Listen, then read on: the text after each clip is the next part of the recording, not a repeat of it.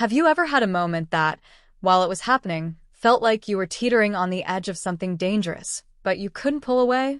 I never thought that moment would come crashing into my life, especially not at my best friend's house or with his mom. But that night, everything changed, with one whispered sentence in the dark. My name's Daniel. I'm 22 now, but this happened when I had just turned 19. I'd been best friends with Ethan since middle school, the kind of friendship that feels more like family than anything else. We did everything together, late-night gaming marathons, skipping stones by the lake, double dates, though, if I'm being honest, Ethan always had better luck with girls than I did.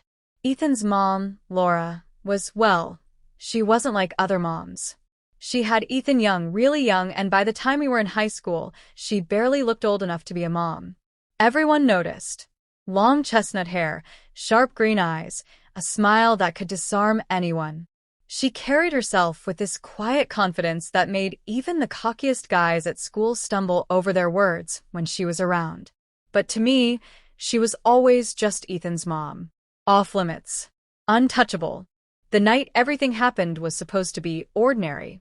Ethan's dad was away on a business trip, and a group of us had planned a movie marathon at his place. Nothing crazy, just junk food, bad horror movies, and falling asleep on the couch. But as things tend to go, plans fell apart. One friend bailed. Another got grounded. Eventually, it was just me and Ethan. He crashed hard by midnight, out cold, snoring like a chainsaw, while I stayed up playing some game on my phone. It was late. Really late. The house was quiet, save for the hum of the fridge and the occasional creak of the old wooden floors. I figured I'd crash in the guest room, like I'd done dozens of times before. But that night, I never made it to the guest room. I was headed down the hall when I heard her voice. Daniel? I turned. There she was, Laura, standing at the end of the hallway in a silk robe that clung to her in ways that immediately made me feel conflicted. Her hair was down, tumbling over her shoulders, eyes glinting softly in the low light. I froze, like some kid caught sneaking snacks at midnight. Sorry, did I wake you? I stammered, awkward, embarrassed by how aware I suddenly was of everything. Her. The robe. My heart pounding like a bass drum. She shook her head, stepping closer, bare feet quiet against the hardwood floor. No, couldn't sleep, she said softly. The house feels empty when Ethan's dad's away. I nodded, unsure of what to say. The tension hung heavy in the air, unspoken, electric. I was just gonna crash in the guest room, I mumbled, gesturing awkwardly down the hall. Laura tilted her head, a small, unreadable smile curving her lips. You've grown up so much, Daniel. You know that. I swallowed hard, the words lodging in my throat. Thanks. She chuckled, a low, warm sound that made my stomach tighten. Her eyes lingered on me for a beat longer than felt safe. You're handsome, she said, almost like an afterthought. But it wasn't. Her voice dipped slightly, laced with something unspoken. The floor felt like it tilted beneath me. There was 100 ways I could have defused that moment. Laughed it off. Said thanks and gone to bed. But I didn't. Laura, I started, my voice cracking with uncertainty and something else I didn't want to name. She stepped closer. I caught the faint scent of vanilla and wine. Relax, she whispered, eyes locked on mine. I'm not gonna bite. Everything in me screamed that this was wrong. So wrong. But the way she looked at me, it wasn't maternal. It wasn't playful. It was lonely. And for the first time, I saw her, not just Ethan's mom, but a woman. Beautiful. Complicated. Lonely. I gestured vaguely toward the guest room again, but my feet didn't move. Her hand, warm, delicate, rested lightly on my arm. The contact sent a jolt through me. You can stay, just talk, she offered, her voice soft, almost pleading. 1,000 alarms blared in my head, but the house was dark. The walls were thin with silence. And my 19-year-old self, stupid, curious, reckless, nodded. We sat in the living room. The moonlight spilling through the windows painted the room in silver. She poured a glass of wine for herself, and I sipped soda, trying to play it cool while my pulse raced. We talked. About everything. About nothing. About how hard marriage can be. How quickly people grow apart. How Ethan's dad was never around. Her words were heavy with ache. And I listened too well. I don't know how it happened, not exactly. The lines blurred. One minute we were talking.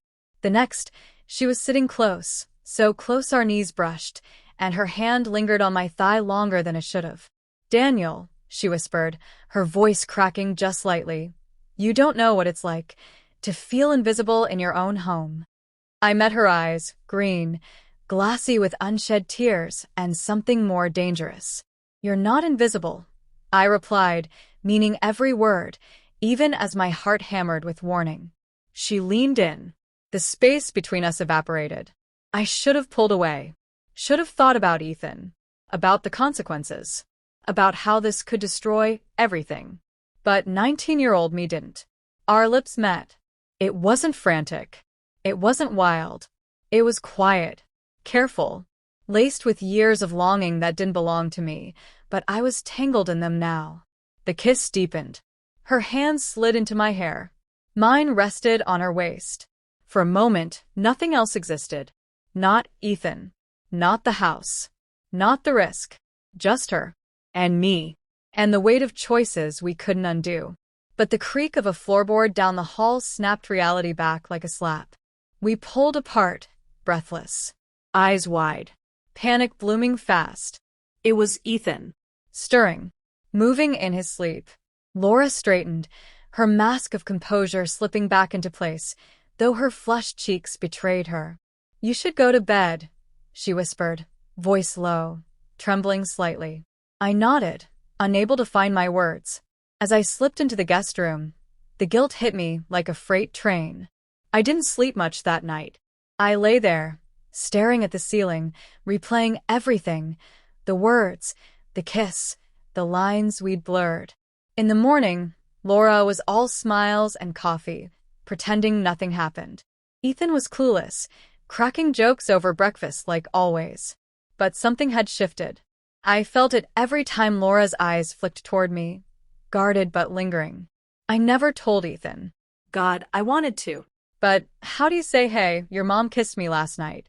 We never talked about it again. But the silence between us, the glances, the unspoken history, it said everything. Looking back now, I wonder if she ever regretted it. If she even remembers it the way I do.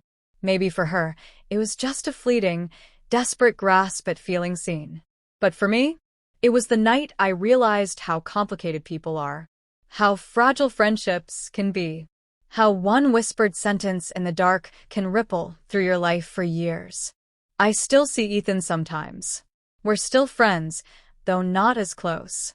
But every now and then, when I close my eyes, I can still hear her voice, soft, dangerous, unforgettable. "You're handsome." And everything changes all over again.